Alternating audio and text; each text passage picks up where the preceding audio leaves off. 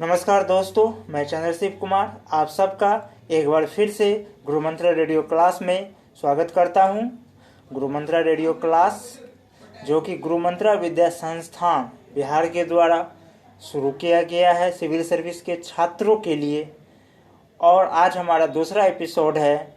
हमने अपने पहले एपिसोड में इतिहास के परिचय पर सवालों पर अभ्यास किया था और हमने आप सबसे कहा था कि हम अपने अगले एपिसोड में प्राचीन भारतीय इतिहास के स्रोतों पर सवाल चर्चा करेंगे, उनके सवाल जवाबों पर अभ्यास करेंगे।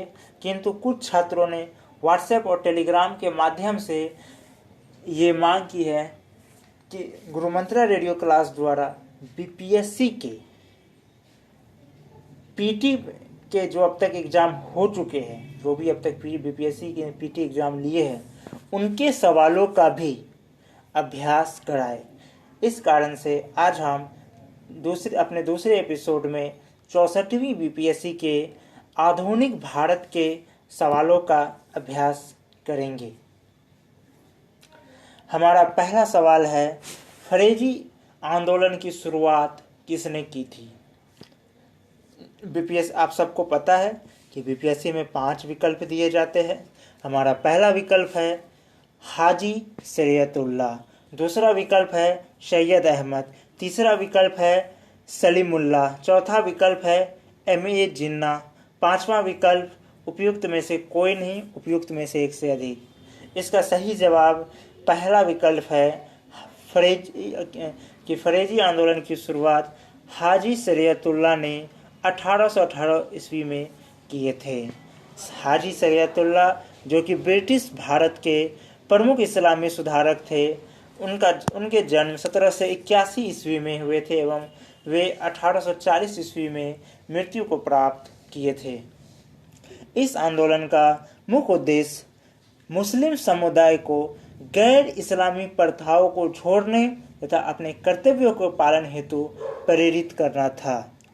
ये आंदोलन अनेक मामलों में हनाफी संप्रदाय से मिलता जुलता था। इस आंदोलन के नेताओं को उस्ताद कहा जाता था तथा उनके शिष्यों को शागिर्द कहा जाता था। इस आंदोलन में शामिल होने वाले लोगों को तब बार मुस्लिम या मुमिन भी कहा जाता था। इस आंदोलन की शुरुआत पूर्वी बंगाल के ग्रामीण क्षेत्रों से हुई थी। शुरुआत में यह आंदोलन शांतिपूर्ण रूप से चल रही थी, लेकिन बाद में ये हिंसक होती चली गई। अब हमारा दूसरा सवाल है, 1875 के दक्कन के दंगों का इनमें से कौन सा तत्कालीन कारण था? इनका पहला ऑप्शन है अकाल की छाया, दूसरा महाजनों के द्वारा ऊंची ब्याज दर, तीसरा ऊंची भू राजस्व दर, चौथा जबरदस्ती किए गए धार्मिक सुधार का विरोध, पांचवा इनमें से कोई नहीं या इनमें से एक से अधिक। इसका सही जवाब है दूसरा, यानी महाजनों के द्वारा ऊंची ब्याज दर।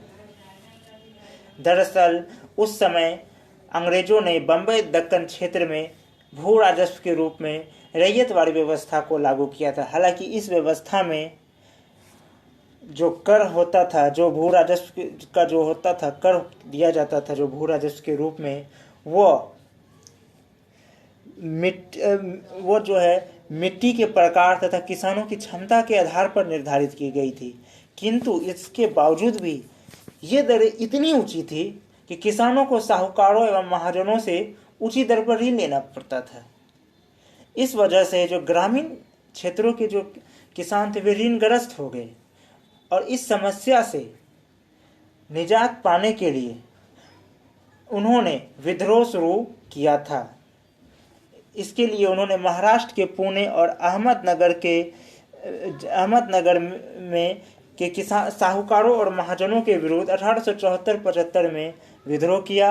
12 मई 1875 को भीमरथी तालुका के सुपा कस्बों में यह आंदोलन हिंसक हो गया था। आंदोलनकारियों का जो मुख्य उद्देश्य था वो ये था कि किसी प्रकार से साहूकार ऋणदाताओं के पास जो उनके ऋण पत्र, डिग्रियां आदि रखे हुए हैं, उन्हें छीनकर नष्ट कर दे। रैयतवाड़ी व्यवस्था में भू राजस्व का वार्षिक आर्थिक जो भू राजस्व के वार्षिक आधार पर एक निश्चित दर तय की गई थी।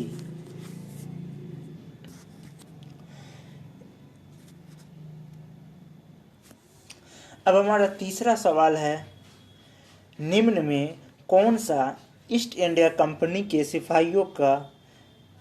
सिपाहियों को विद्रोही बनाने का कारण नहीं था।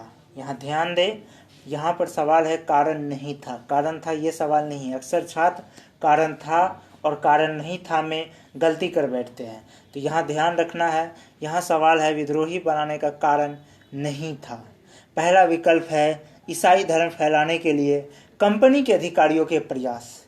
दूसरा विकल्प है जहाज पर यात्रा करने के लिए सिपाहियों को आदेश। तीसरा विकल्प है भत्ते की रोकथाम। वहीं चौथा विकल्प है अधिकारियों की अक्षमता। वहीं पांचवा विकल्प है इनमें से कोई नहीं या इनमें से एक से अधिक। 1857 का विद्रोह, जिसे कि सिपाही विद्रोह भी कहा जाता है और इसे भारत का प्रथम स्वतंत्रता संग्राम भी कहा जाता है। यह विद्रोह भारत के अनेक हिस्सों में फैला था, किंतु ये अंत में असफल हुआ था। इस विद्रोह की शुरुआत ब्रिटिश ईस्ट इंडिया कंपनी के तहत सेवारत सिपाहियों ने की थी। 10 मई 1857 को मेरठ, जो कि वर्तमान में उत्तर प्रदेश में राज्य में आते हैं, यहीं से इस विद्रोह की शुरुआत हुई थी। ये विद्रोह दिल्ली, आगरा, कानपुर, लखनऊ, आरा आदि क्षेत्रों में फैलता चला गया था।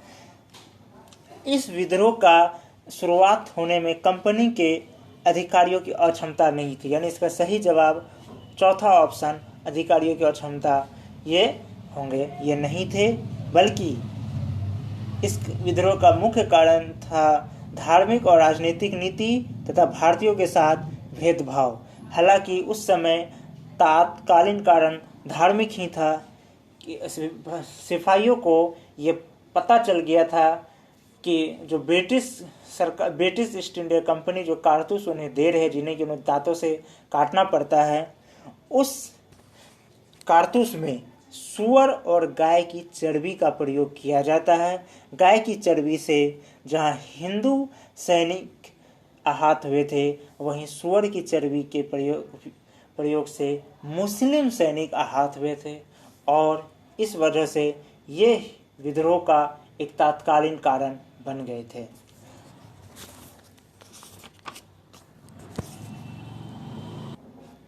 माफ कीजिएगा, मैं प्रश्नों के अभ्यास के बीच में एक महत्वपूर्ण बात करना चाहता हूँ। बहुत से स्टूडेंट मुझसे ये पूछते हैं कि सर मेरा 3 बार 4 बार पीटी निकल जाते हैं। बहुत से और भी अदर बीपीएससी के अलावे भी झारखंड, यूपी, अन्य स्टेट के पीसीएस के रिजल्ट, पीटी के रिजल्ट आ रहे हैं, लेकिन मेरा मेंस नहीं निकल पा रहा है।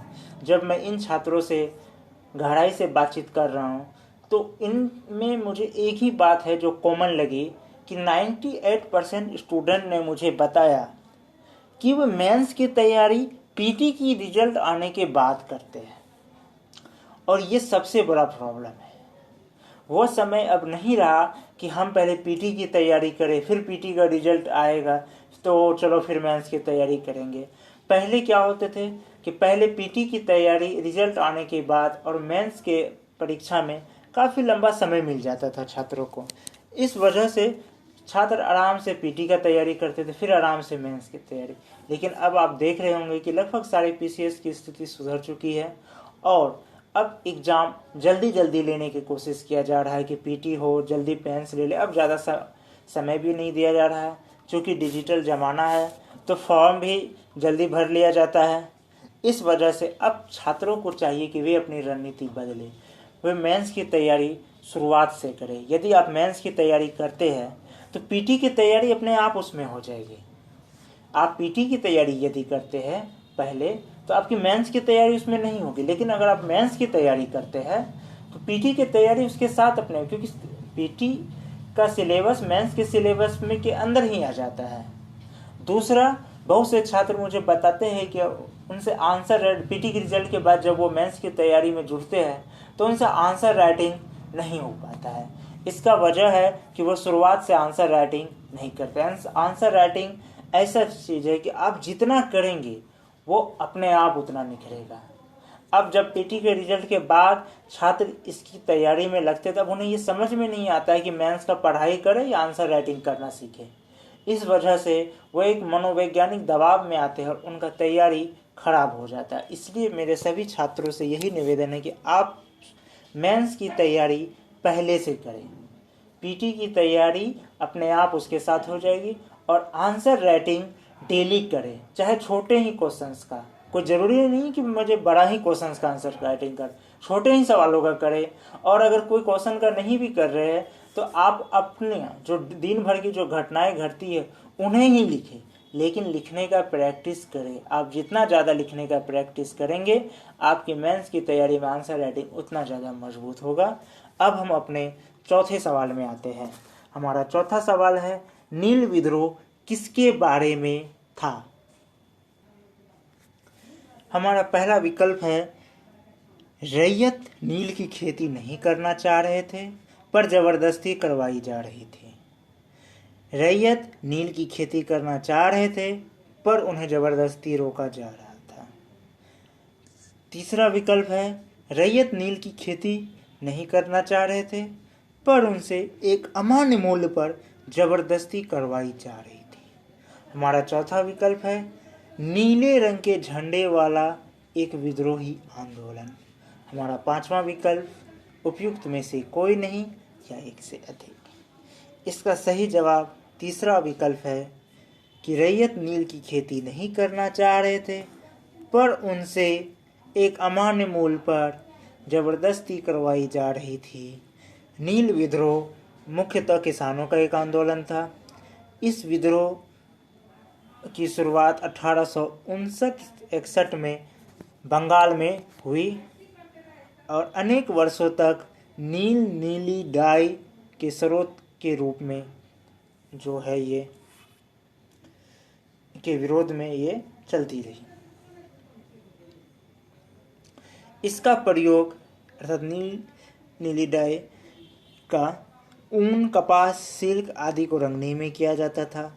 1788 तक नील का उत्पादन बंगाल में व्यापक पैमाने पर किया जाता था।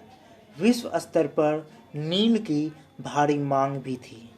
यूरोप में नीली डाई की अत्यधिक मांग होने के कारण नील व्यापार अत्यंत लाभदायक था।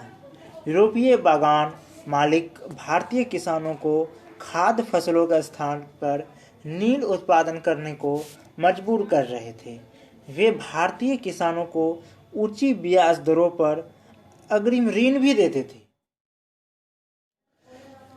नील विद्रोह का शुरुआत बंगाल के नादिया जिले के नीलहे किसानों ने किया था। अब हमारा अगला सवाल है, निम्न में कौन सा एक राष्ट्रवादी समाचार पत्र नहीं था?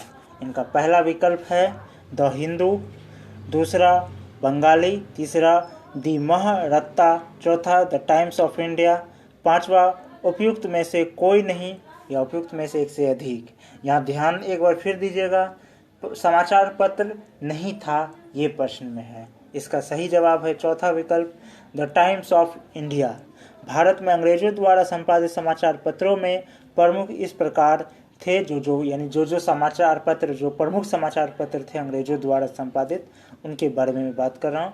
उनमें पहले है Times of India, Madras mail, pioneer, civil and military gazette, Englishman, अन्य भी कई। टाइम्स ऑफ इंडिया को राष्ट्रवादी समाचार पत्र नहीं माना जाता है, जबकि द हिंदू, बंगाली, दी महारत्ता आदि राष्ट्रवादी समाचार पत्र थे। अब हमारा अगला सवाल है,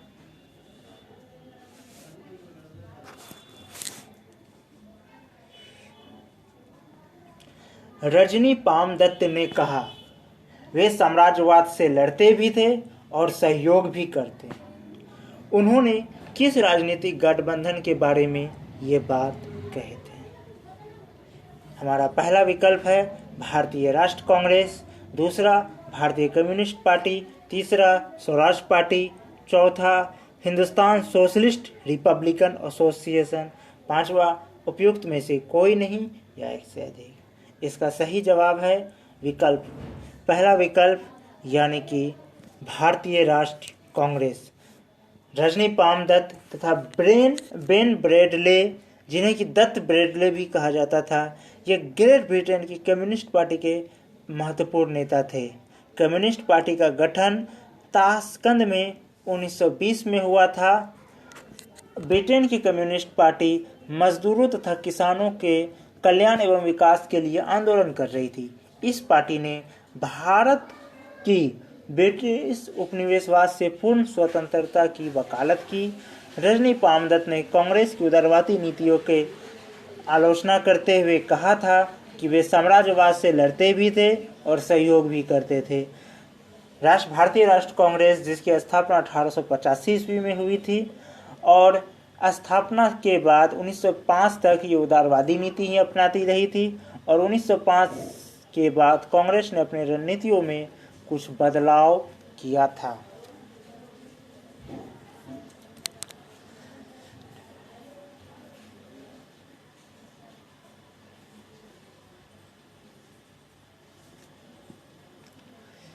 अब हमारा अगला सवाल है, मुगल बादशाह बहादुर शाह जफर के बारे में कहा जाता था कि उसके साम्राज्य की सीमा थी। पहला विकल्प चांदनी चौक से पालम, दूसरा दिल्ली से बिहार, तीसरा पेशावर से बिहार, चौथा पेशावर से वाराणसी, पांचवा उपयुक्त में से कोई नहीं या एक से अधिक। इसका सही विकल्प है ऑप्शन ई यानी कि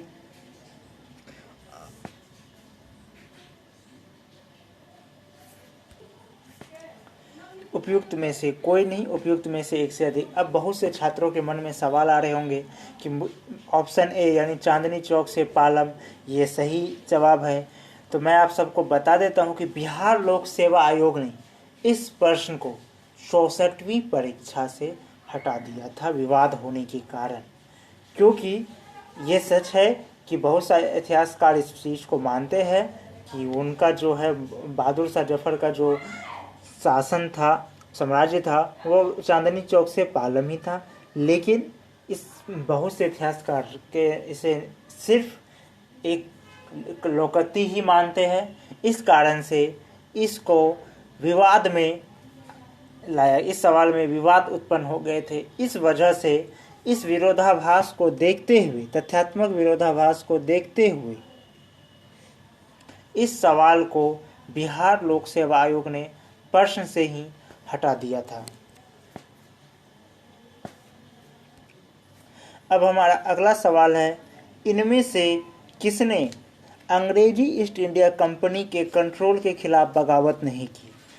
पहला विकल्प है विजयनगरम का राजा, दूसरा हैदराबाद का निजाम, तीसरा तमिलनाडु के पेलीगार, चौथा तरावनकोर के दीवान वेलुथम्मी, पांचवा इनमें से कोई नहीं या एक से अधिक। इसका सही जवाब है हैदराबाद का निजाम। ईस्ट इंडिया कंपनी के शासन से पूर्व ही विजयनगर साम्राज्य समाप्त हो चुकी थी। निजाम हैदराबाद का शासक था जो अब तेलंगाना में आते हैं।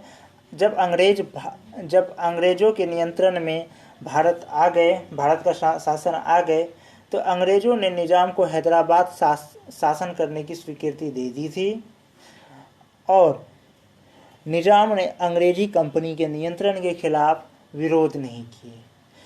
तमिलनाडु के पोलीगारों ने वर्ष 1805 के आसपास विद्रोह कर दिया था।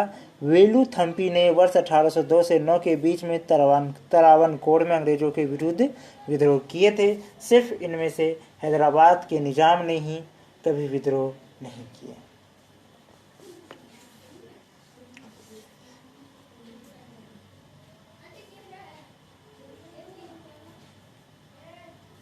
अब हमारा अगला सवाल है, पुस्तक poverty and un British rule in India किसने लिखी?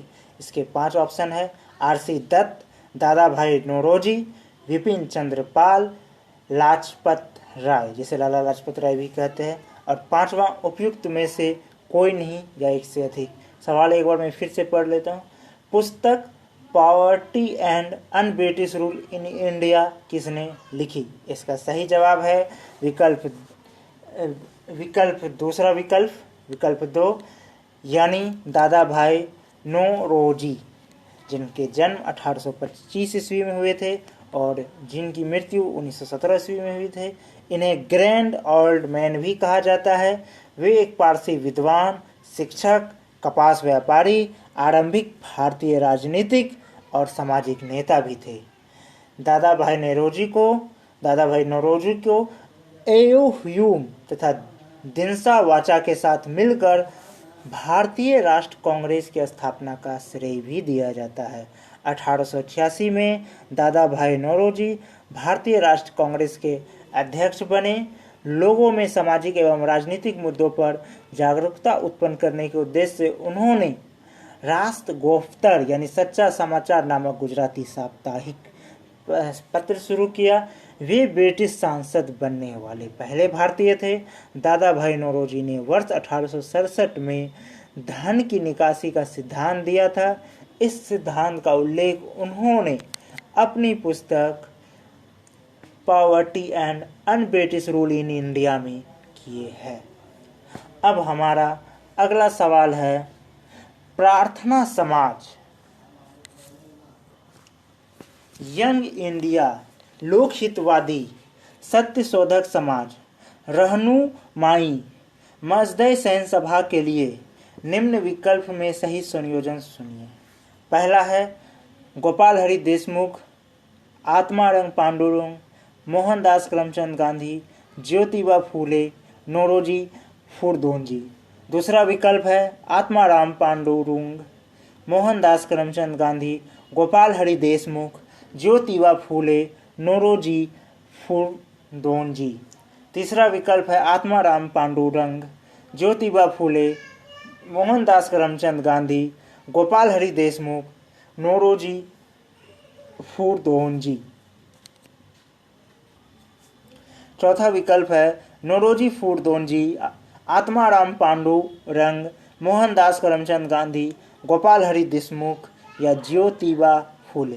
पांचवा विकल्प है इनमें से कोई नहीं या एक से अधिक। इसका जो सही जवाब है वो है विकल्प 2 यानी प्रार्थना समाज के संस्थापक आत्मारंग पांडुरंग है, यंग इंडिया के मोहनदास करमचंद गांधी, लोकहितवादी के गोपाल हरि देशमुख, सत्यशोधक समाज के ज्योतिबा फूले, रहनुमाई मजदयासन के नौरोजी फुरदोंजी सभा।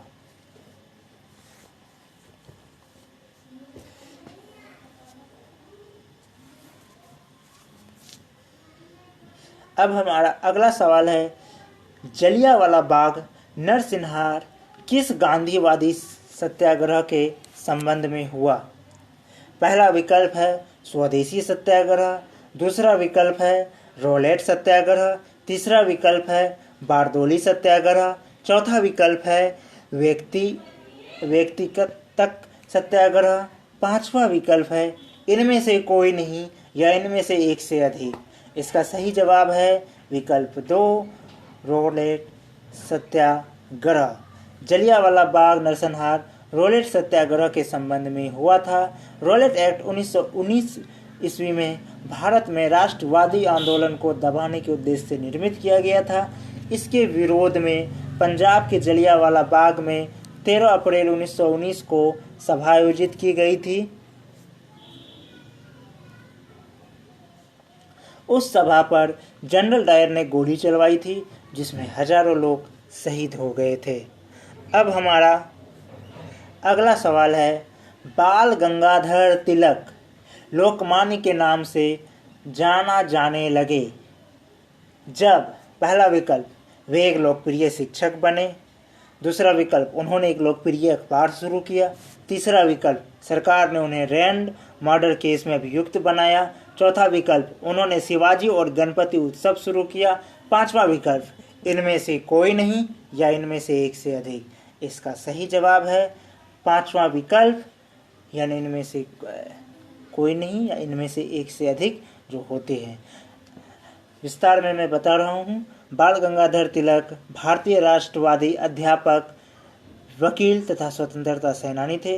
वे भारतीय राष्ट्र स्वतंत्रता संग्राम के अग्रणी नेता भी थे। ब्रिटिश अधिकारी उन्हें भारतीय अशांति का जनक भी कहते थे।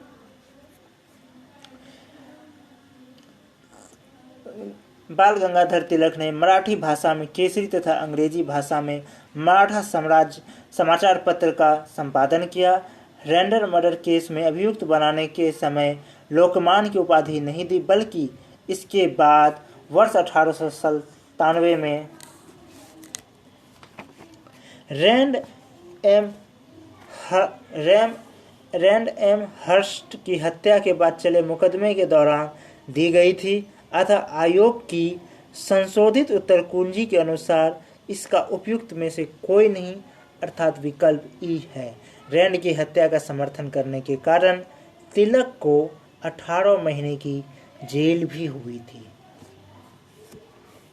मैं आपको बता दूं कि इसका जवाब, जो सही जवाब लोक सेवा आयोग ने संशोधित किए थे। अतः ऐसा हो सकता है कि किसी बुक या पीडीएफ में इनका जवाब कुछ और मिले। अब हमारा अगला सवाल है कि नीचे दिए गए विकल्पों में से राष्ट्रवादी समाचार पत्रों द हिंदू, केसरी, बंगाली, हिंदुस्तानी, सुधारक के संपादकों के नाम का सही संयोजन ज्ञात कीजिए।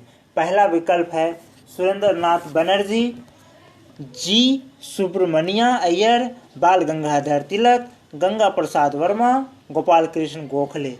दूसरा विकल्प है बाल गंगाधर तिलक, जी सुब्रमण्या अय्यर, सुरेंद्रनाथ बनर्जी, गंगा प्रसाद वर्मा, गोपाल कृष्ण गोखले।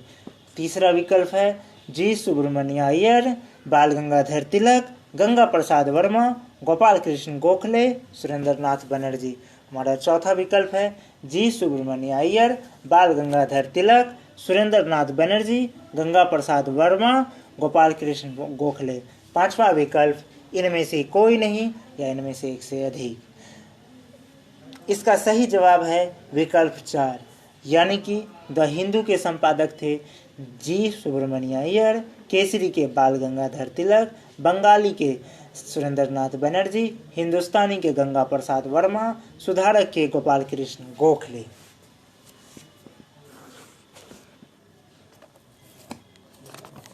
अब हमारा अगला सवाल है 1929 के कांग्रेस अधिवेशन में पूर्ण स्वराज का पताका किसने उठाया? पहला विकल्प मौलाना मोहम्मद अली, दूसरा विकल्प पंडित जवाहरलाल नेहरू, तीसरा विकल्प वल्लभ भाई पटेल, चौथा विकल्प सुभाष चंद्र बोस, वहीं पांचवा विकल्प उपयुक्त में से कोई नहीं या इनमें से एक से अधिक।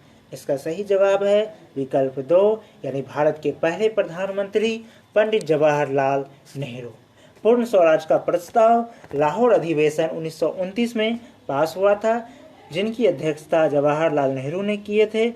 इस अधिवेशन में 26 जनवरी 1930 को प्रथम स्वतंत्रता दिवस के रूप में मनाने का निश्चय किया गया था। लाहौर अधिवेशन में नेहरू समिति की रिपोर्ट को निरस्त घोषित किया गया तथा सविनय अवज्ञा आंदोलन करने की घोषणा भी की गई।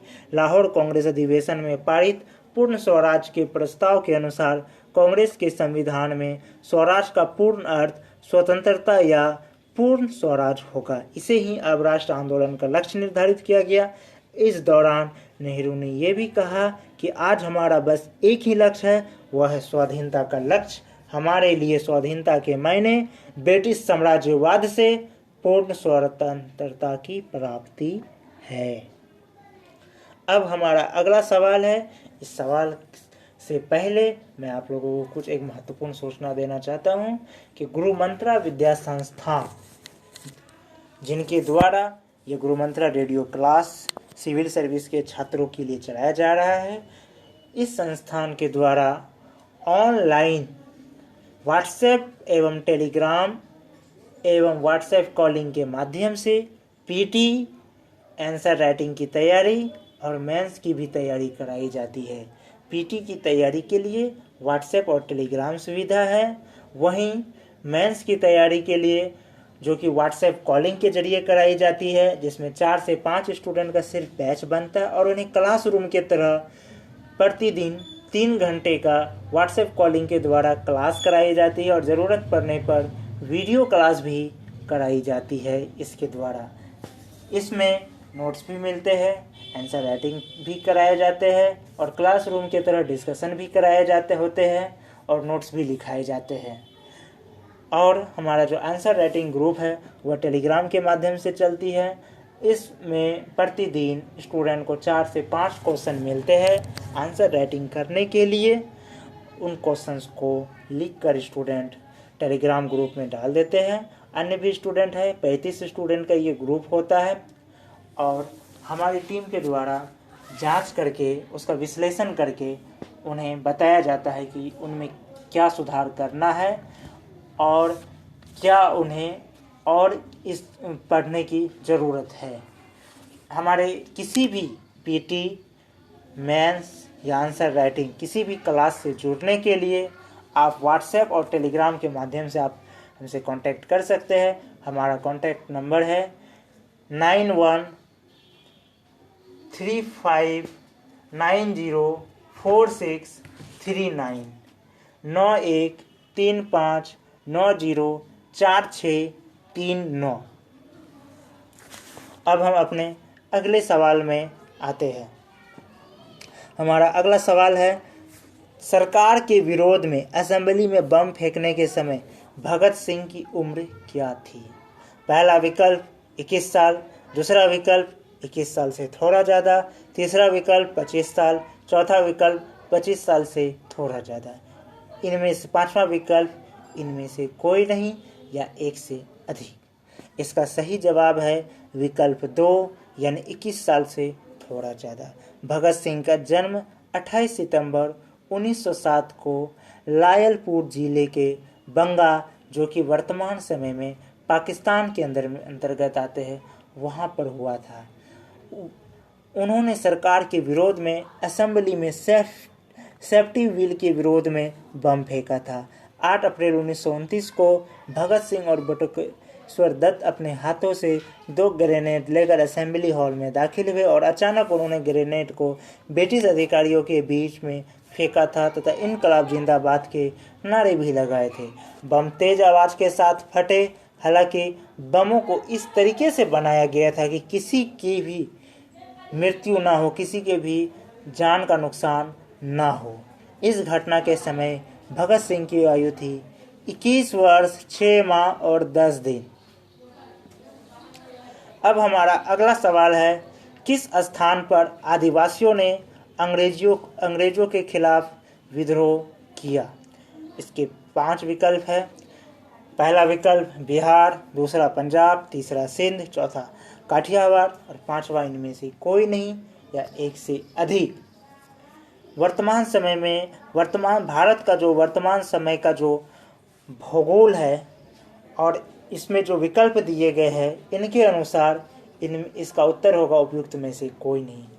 हालांकि अगर हम तत्कालीन समय पे जाए तो इसका विकल्प बिहार सही होंगे, लेकिन चूंकि अब बिहार, झारखंड अलग अलग 2 राज्य बन गए हैं तो इसका सही जवाब झारखंड होंगे वर्तमान के समय के अनुसार।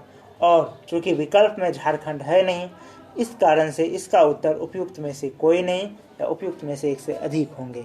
आदिवासियों के मुंडा विद्रोह, जो कि बिरसा मुंडा के नेतृत्व में हुए थे, और संथाल विद्रोह, दोनों ही तत्कालीन बिहार के संथाल परगना में हुए थे, जो कि अब झारखंड में आते हैं।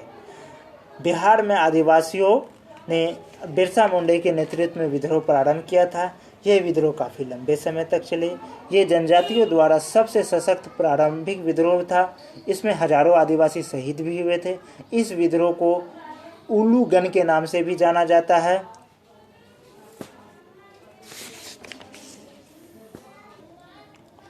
मैं आप सबको एक बार फिर से एक महत्वपूर्ण बात कहना चाहता हूँ। बहुत से छात्र ये हमसे पूछते हैं कि सर हमारा पीटी निकल जाता है लेकिन मेंस नहीं निकल पाता है। उनकी ये शिकायत होती है कि उनके बीपीएससी ही नहीं बल्कि अदर स्टेट, झारखंड, उत्तर प्रदेश, अन्य राज्यों के भी पीसीएस के पीटी के रिजल्ट तो आ जाते हैं लेकिन वे मेंस नहीं निकाल पा रहे हैं। ऐसा कई बार उनके साथ हो चुका है। उन सारे छात्रों से बात करने के बाद मैंने उन सब की स्थिति में एक चीज़ सामान्य पाई कि उनमें से 98% छात्रों ने मुझे बताया कि वे पीटी की तैयारी करते हैं और मेंस की तैयारी पीटी के रिजल्ट के आने के बाद करते हैं। इवन कि आंसर राइटिंग की भी तैयारी वे पीटी के रिजल्ट आने के बाद करते हैं।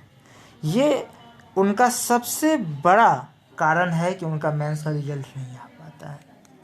वो समय बदल चुका है कि पहले आप पीटी की तैयारी करें, फिर पीटी का रिजल्ट आए तो मेंस की तैयारी करें। दरअसल पहले परीक्षाओं के बीच में काफ़ी लंबा समय मिलता था, लेकिन अब वो नहीं रहा।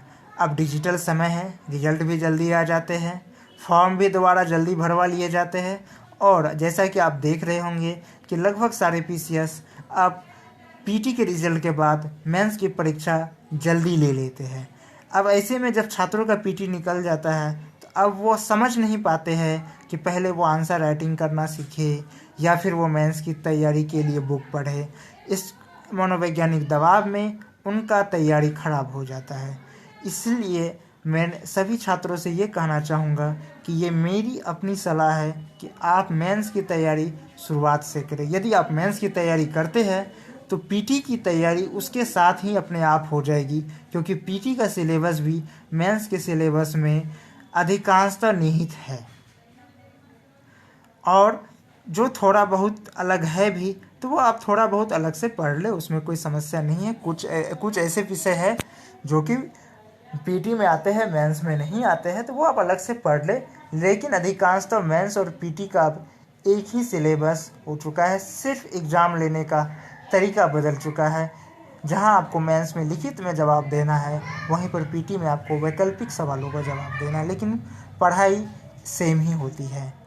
इस वजह से मेरा यही सलाह रहेगा कि आप मेंस की तैयारी शुरू से करें और आंसर राइटिंग भी आप शुरू से करें, वरना आपके साथ फिर बाद में यही होगी कि जब आप पीटी का रिजल्ट निकलेंगे तो अब आप एक मनोवैज्ञानिक दबाव में पड़ जाएंगे कि पहले आंसर राइटिंग करना सीखें या फिर पहले मेंस का बुक पढ़ें। इस वजह से छात्र को चाहिए कि अब समय के अनुसार, जैसे आयोग अपने परीक्षा लेने का तरीका बदल रहे हैं, तो समय के अनुसार छात्र भी अपनी तैयारी की रणनीति को बदले। इसी के साथ हमारा गुरु मंत्रा रेडियो क्लास का दूसरा एपिसोड समाप्त होता है। मैं अब आप सबसे इजाज़त चाहता हूं। हम अपने तीसरे एपिसोड में आपसे बहुत जल्द मिलने वाले हैं और तीसरे एपिसोड में या तो हम बीपीएससी की 64वीं प्रारंभिक परीक्षा के सवालों का अभ्यास करेंगे या फिर ऐसा भी हो सकता है कि हम भारतीय प्राचीन इतिहास के स्रोतों का सवाल जवाबों का अभ्यास करेंगे। लेकिन हमारा जो होगा विषय जो होगा वो इतिहास से ही संबंधित रहेगा। यदि हम 64वीं प्रारंभिक परीक्षा के सवालों का जवाब भी अभ्यास करते हैं तो वो हमारा होगा मध्यकालीन भारत और प्राचीन भारत के सवालों पर वो अभ्यास होगा। वो या फिर हम प्राचीन भारतीय इतिहास के स्रोतों के सवालों पर भी अभ्यास कर सकते हैं। हम अपने तीसरे एपिसोड के साथ बहुत जल्द आपके साथ फिर जुड़ेंगे। तब तक के लिए हमें इजाज़त दें। आप सबकी तैयारी बहुत अच्छे से हो, यही हमारी आप सबके लिए शुभकामना है। धन्यवाद।